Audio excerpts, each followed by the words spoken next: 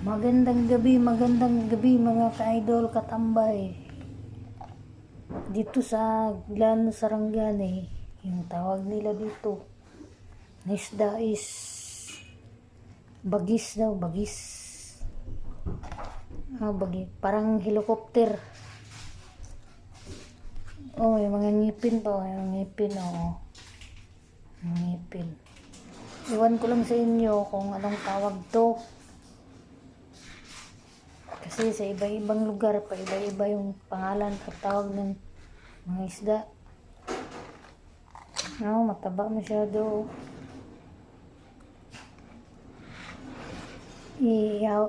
Ihawin.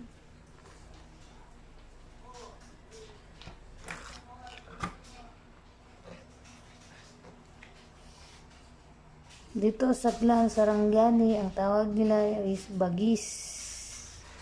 Don't forget follow my page mga ka-idol. Thank you.